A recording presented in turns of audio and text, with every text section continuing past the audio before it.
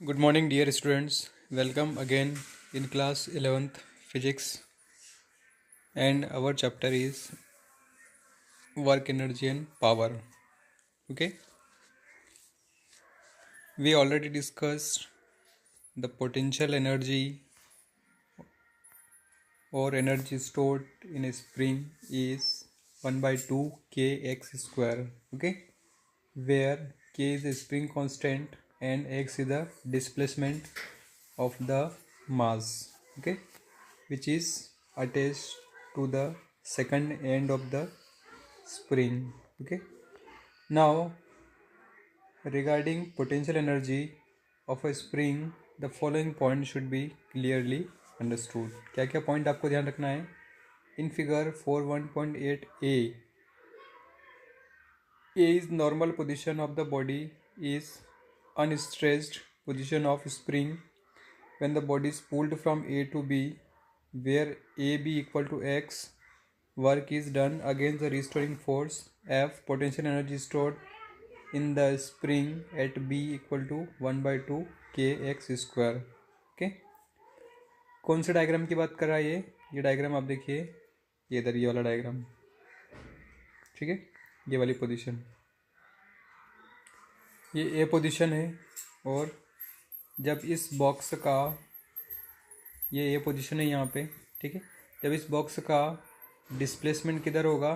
Right side में होगा, ए से बी पोजीशन पर. ठीक है, तो कुछ वर्क डन हमें करना पड़ेगा और उस वर्क डन की वैल्यू क्या हो जाएगी? जो भी एनर्जी है स्प्रिंग की वो हो जाएगी. और ये एनर्जी क्या है? यहाँ पे लिखा हुआ है आपका, potential energy stored in the spring 1 by 2 kx square.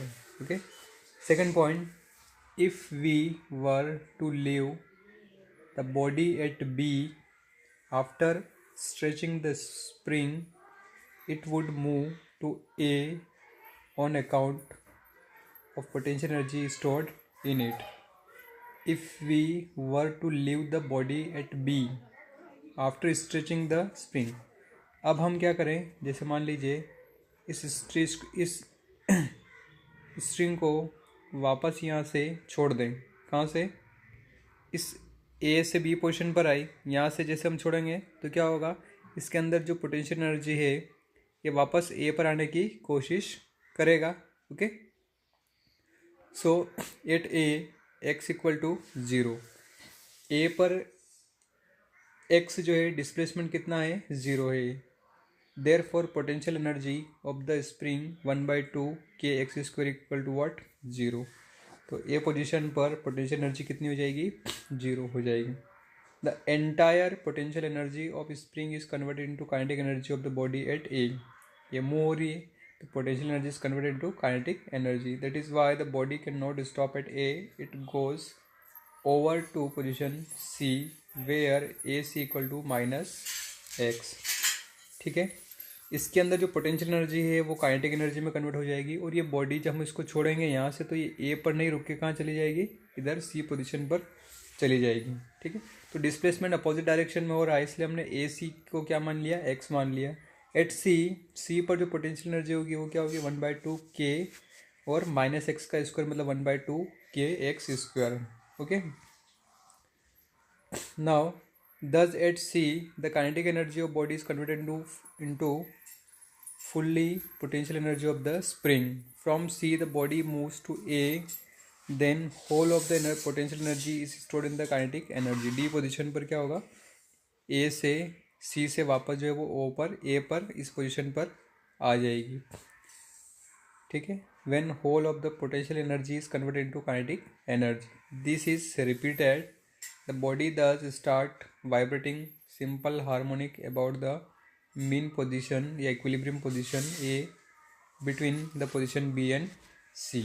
Okay, total energy in all the position remain the same. ठीक है, तो ये जो बॉक्स है यहाँ पे कैसा मूव करता है? टू एंड फ्रो, आगे पीछे इस तरीके से क्या करेगा? मूव करेगा. ठीक है, तो ये जो मोशन है इसको हम क्या बोलते हैं? सिंपल हार्मोनिक मोशन बोलते हैं. क्या बोलते हैं इसको? Simple harmonic motion. The variation of potential energy, kinetic energy and total energy with distance is shown in figure 4.19। ठीक है, देखिए ये डिस्टेंस है और ये जो ग्राफ है ये बोल्ड लाइन में ये काइनेटिक एनर्जी का है और ये इसमें है आपका हैचिंग लाइन में ये टोटल एनर्जी का, पोटेंशियल एनर्जी का ग्राफ है। ठीक है, now if Vm is the maximum speed and Xm is the maximum displacement, then आपको क्या मिल जाएगा, देखिए maximum kinetic energy half m v max square equal to 1/2 k x M square. तो यहाँ से वी एम इक्वल टू क्या मिलेगा, √k/m into x, as k/m has a dimension of t-2, therefore this equation is dimensionally correct. Okay, work done by external pulling force is positive as it overcomes the spring force. However, work done by the spring force or restoring force is equally negative. We have said above the work done by the spring force in a cyclic process is 0. It is the position dependent F equal to minus kx. The spring force does work which depends only on initial and final position. Therefore, the spring force is conservative in nature. हमने पहले बताया था कि जो spring force होता है वो कैसा होता है, कंजर्वेटिव होता है। क्यों होता है, क्योंकि ये इनिशियल एंड फाइनल पोजीशन पर डिपेंड करेगा, पाथ पर डिपेंड नहीं होगा आपका। Okay, when the displacement x from equilibrium position A is 0, the restoring force is also 0, क्योंकि एफ इक्वल टू क्या होता है, माइनस के एक्स होता है आपका। For the stretch spring x is greater than 0, F x is greater than 0, अगर मान लो एक्स है तो एफ क्या होगा, 0 से कम होगा, force is negative. Okay, for the compression x is less than 0, F is greater than 0, the force is positive. Okay, 4.14 सी।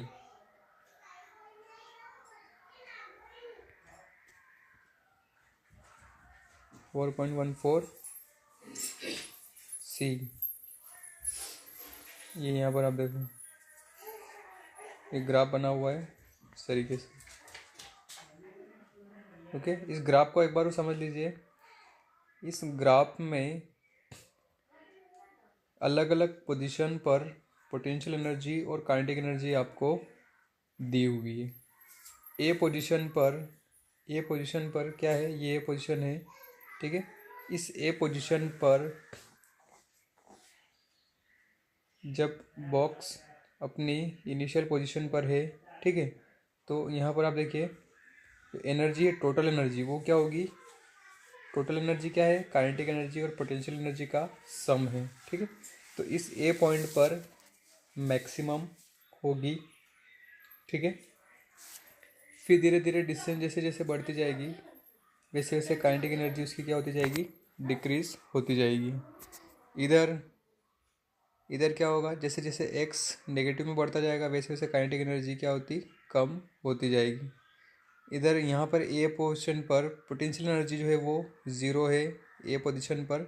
ठीक है, क्योंकि एक्स इक्वल टू 0 है, पोटेंशियल एनर्जी क्या होता है आपका 1/2 के एक्स स्क्वायर। ठीक है, एक्स 0 है तो ये भी क्या हो जाएगा, 0 हो जाएगा आपका। फिर जैसे जैसे एक्स बढ़ेगा पोटेंशियल एनर्जी इंक्रीज होती जाएगी, जैसे जैसे एक्स बढ़ेगा पोटेंशियल एनर्जी इंक्रीज होती जाएगी। ठीक है, तो ये ग्राफ इस तरीके से मिलेगा आपको, इस ग्राफ को आप याद रखेंगे। Okay, the plot of restoring force versus displacement is represented in figure 4.20। The area of shaded triangle O K L represent the work done by the force because of opposite sign of F and X. This work is negative, W equal to minus 1/2 kx square। एक numerical दिया हुआ है, आप लोग इस numerical को देखेंगे। उसके बाद mechanical energy and its conservation. Okay, the mechanical energy E of body is the sum of kinetic energy and potential energy. E equal to क्या हो जाएगा आपका K + V। ठीक है, मैकेनिकल एनर्जी को हम क्या बोलेंगे? It is the sum of kinetic energy and potential energy. Obviously, mechanical energy of a body is a scalar quantity and measured in joule.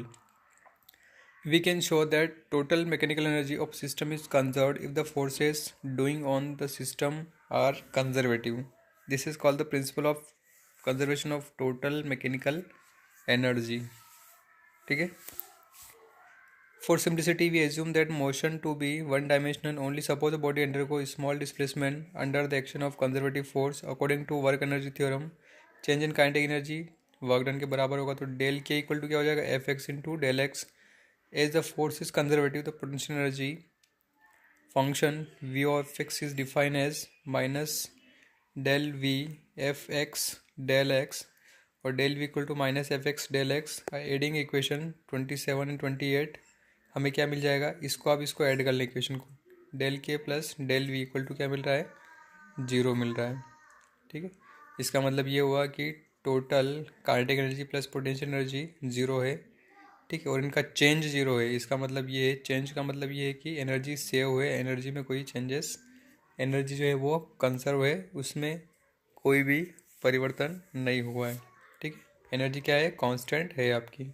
ठीक है, अब देख लीजिए, ये एक इम्पोर्टेंट डेरिवेशन है. Illustration of the law of conservation of mechanical energy. Okay, mechanical energy जो है वो किस तरीके से कंजर्व होती है, देखिए. To illustrate the law further, let us calculate kinetic energy, potential energy and total energy of a body falling freely under gravity. Free falling का मतलब क्या है? कि इस हाइट से इस ऑब्जेक्ट को ग्राउंड पर गिराया गया है. हाइट कितनी थी? h थी. अलग अलग पोजीशन हमने ले ली, ए पोजीशन, बी पोजीशन, सी पोजीशन.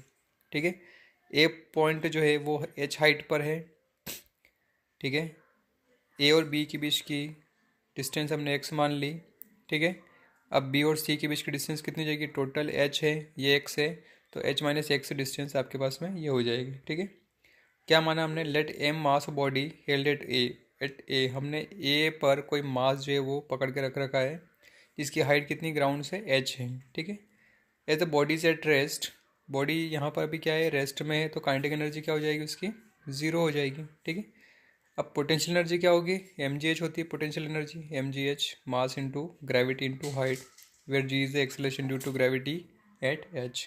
तो टोटल एनर्जी क्या हो जाएगी? Kinetic plus potential.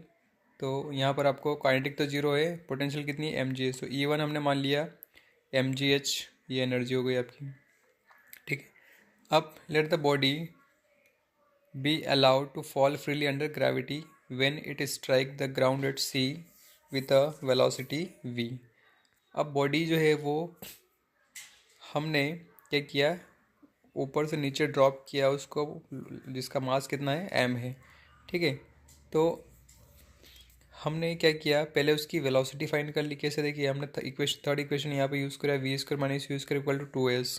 We square initial तो 0 है, ए की जगह जी आ जाएगा और एच, तो वी स्क्वायर इक्वल टू कितना आ गया?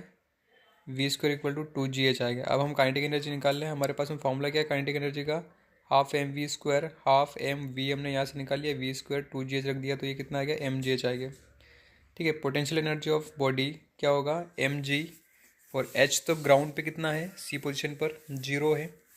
ठीक है, तो ये तो 0 हो गया. अब देखिए, तो टोटल एनर्जी क्या हो जाएगी? काइनेटिक प्लस पोटेंशियल, तो ये भी mgh ही आ रहा है. अब बीच में हमने एक पॉइंट लिया, intermediate point, B point. Okay, उसमें हम देखते हैं in free fall let the body cross any point B with a velocity v1 where A B equal to कितना है हमारे पास? x है. ठीक है, अब देखिए v square minus u square equal to 2s हमने लगाया, तो v1 स्क्वायर, क्योंकि यहाँ हमने वेलोसिटी क्या मान ली? v1 मान ली थी, और सेम वही है 2g, और s कितना होगा? डिस्टेंस x है यहाँ पर. ठीक है, तो v1 स्क्वायर इक्वल टू कितना आ गया? 2gx आ गया. ठीक है, इस b पॉइंट पर काइनेटिक एनर्जी क्या होगी? Half m B m v1 square, तो हाफ m और v1 की वैल्यू हम यहाँ से रख देंगे, 2gx आ जाएगी, तो ये आ गया आपके mgx आ गया. ठीक है, अब देखिए height of body at b above the ground, height कितनी है उसकी?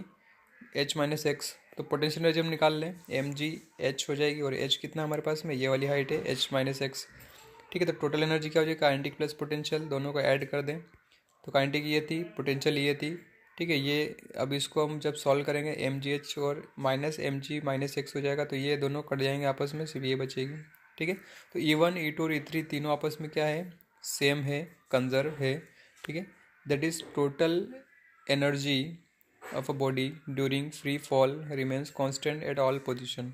हम ये बोल सकते हैं कि टोटल एनर्जी जो है वो फ्री फॉल में क्या है, कांस्टेंट है। Okay, the forms of energy how ever keeps on changing, लेकिन एनर्जी का फॉर्म जो है वो क्या हो रहा है, चेंज हो रहा है। Okay,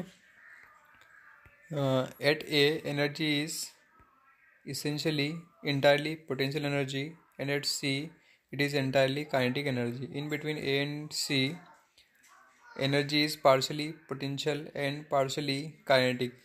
These variation of energy shown in figure 4.22, total mechanical energy stay constant at mgh throughout.